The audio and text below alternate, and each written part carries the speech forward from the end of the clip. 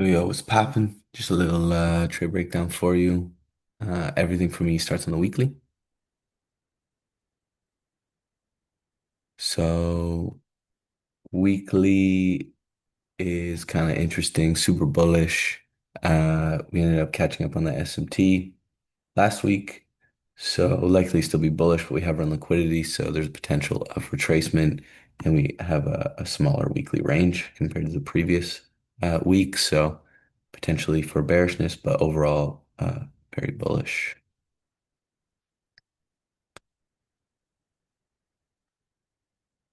Yesterday, we ended up breaking daily order flow, confirmed on all three. So daily is bullish.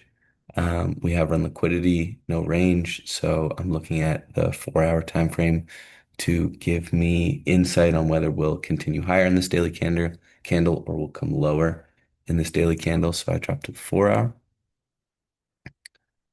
4 hour order flow is bullish, and as we saw this morning, like NQ is much farther up than the Dow. And in order for me to believe that there'll be a reversal, I like to see two pairs showing that SMT counter to order flow, signifying that, hey, we're likely to go lower, and manipulation on the third pair, which would have been the Dow. So lower high, higher high, and higher high SMT. So after we did this SMT, I believe it was the 8 to 9 a.m. candle. So I dropped to the 1 hour to see if 1 hour phase of price also supports lower prices and so on and so forth.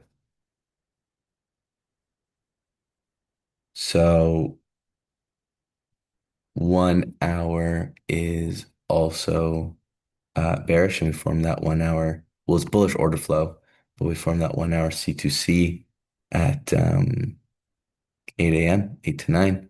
And we have this area here is a 4 hour high, but because we've had all these different SMTs and wicks in this area, to me that signals that price is also a 1 hour high as well. So I'm anticipating this to be 1 hour SMT. We see that SMT. Um, what I found interesting on the Dow is that we had already changed state of delivery 7 to 8, and this 8 a.m. candle had run liquidity. So for me, I was anticipating the Dow to be the leader as we're already in liquidity. We've already changed state of delivery. So there's a lot of reason for YM to just keep going lower. But we saw some strength switches on the 15 minute. So I followed the 15 minute as we didn't have a 1 hour range. I followed the 15 minute for lower prices. 15 minute, we had SMT up here. So this is a 15 minute high. This is a 15 minute high, and we had this higher high SMT. And we changed state of delivery. Now we changed state of delivery on NQ first. So NQ is the leader, and then ES second. So ES is the middle pair. And then Dow, we haven't even changed state of delivery on the 15 minutes. So it's clearly the lagger. So I was looking at NQ for a trade. And because we have a 1 hour C2C, I'm looking for a 5 minute intercandle change of state of delivery.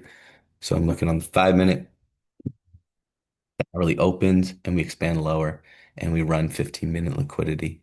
So since we've run 15 minute liquidity, I am anticipating a protected high in order for intercandle change state delivery to be trustable, I guess I would say. Like it's just more likely to see expansion from there. Um, where things where I kind of messed up, I ended up trading ES as the entry was a bit closer.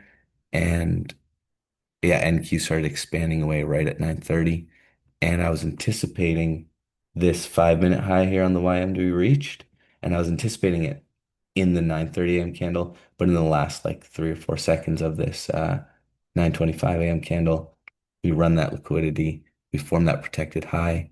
We're forming intercandle change state delivery as we're intercandle changing state of delivery on these two.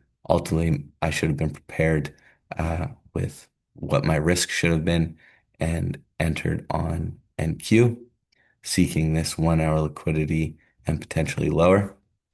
I didn't end up trading that as it started expanding away, so I felt that uh, my risk would have been too large for where my target was. So I ended up trading ES, and I traded this 9:30 a.m. candle, trying to catch that retest. It was pretty wicky and choppy, so I think I ended up quite a bit lower. But yeah, entered there, and then I'll just show you my entry.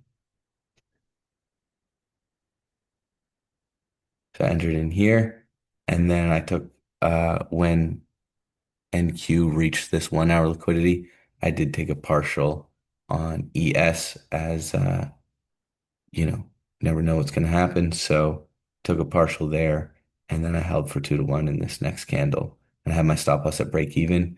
The reason why I favor Nasdaq or YM in these situations is because ES, if it is the middle pair, can be a bit choppy as it sometimes will connect with the expansion on NQ and sometimes will connect with the expansion on Dow. So there was a possibility that this next candle did a wick higher before we saw that push.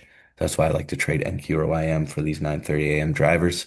Um, but yeah, anyway, that was my trade. Hopefully it was insightful. Peace.